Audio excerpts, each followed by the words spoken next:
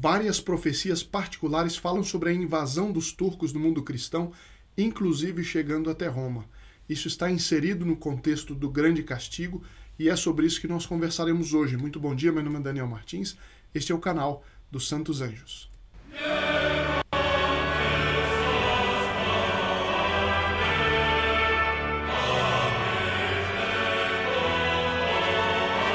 Salve Maria, muito bom dia a todos que nos acompanham. Bem-vindos também os que estão chegando agora pela primeira vez.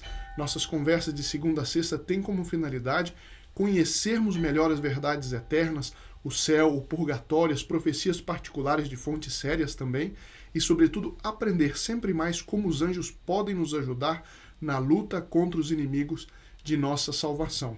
A todos os que colocaram suas intenções, informo que a Santa Missa está sendo celebrada hoje, nessas intenções, e quem ainda não colocou já pode colocar para a próxima Santa Missa. Para isso basta estar inscrito, e clicar no link na descrição do vídeo.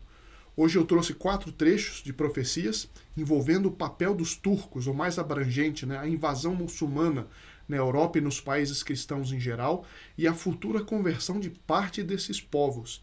Tem várias profecias, hoje eu trouxe só 4 trechinhos.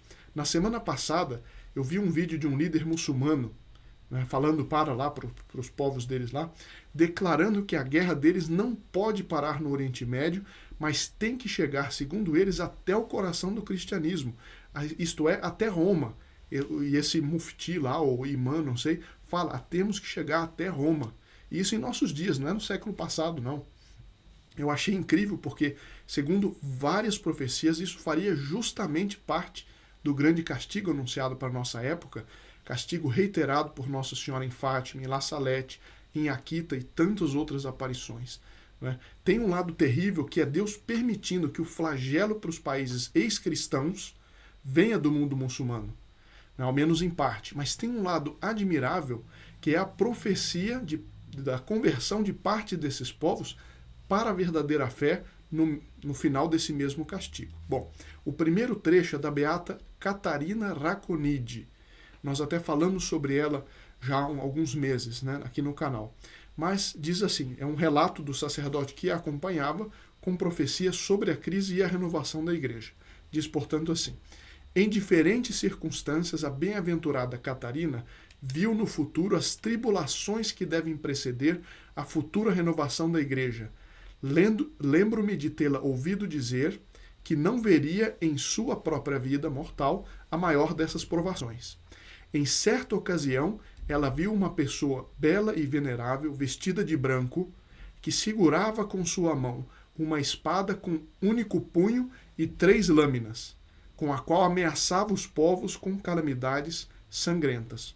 Ela entendeu, diz aqui o relato, que a pessoa armada com a espada era a Santíssima Trindade, que havia resolvido trazer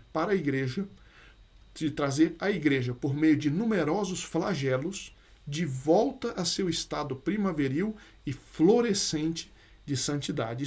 Todas essas profecias falam que um castigo, mas depois uma época de um florescimento da Santa Igreja, da cristandade. Naqueles dias, continua, ela me disse com toda simplicidade que o flagelo que atingiria o clero seria o último, mas ao mesmo tempo o mais terrível. Esse espetáculo das provações da Santa Barca lhe foi dado no final de sua vida. Naqueles dias, ela disse que a renovação da igreja por meio de punições não estava longe, que os turcos viriam e a Itália seria devastada e ensanguentada por grandes batalhas. O segundo trecho que eu trouxe é do venerável Bartolomeu Holzhauser.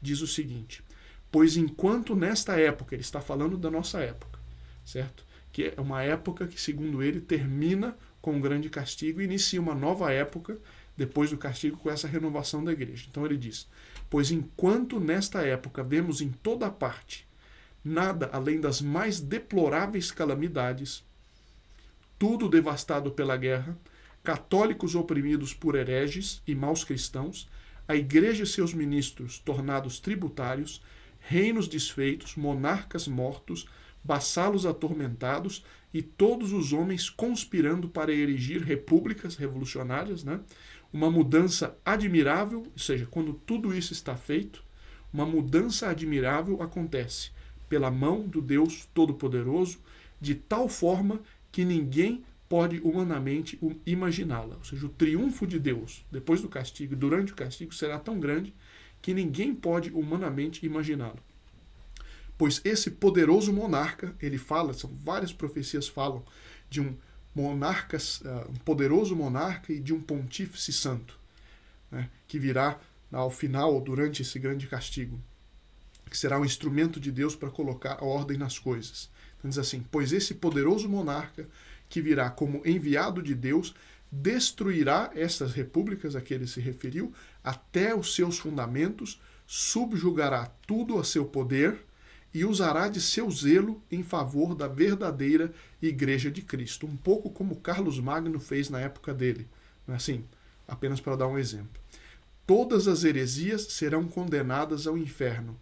O império dos turcos será destruído e esse monarca reinará do Oriente ao Ocidente. Então ele também fala, não só aqui nesse trecho, mas desse império dos turcos que servirá como um dos flagelos contra a cristandade. E nas obras dele fica então muito claro esse papel do mundo islâmico, né, para depois vir a renovação.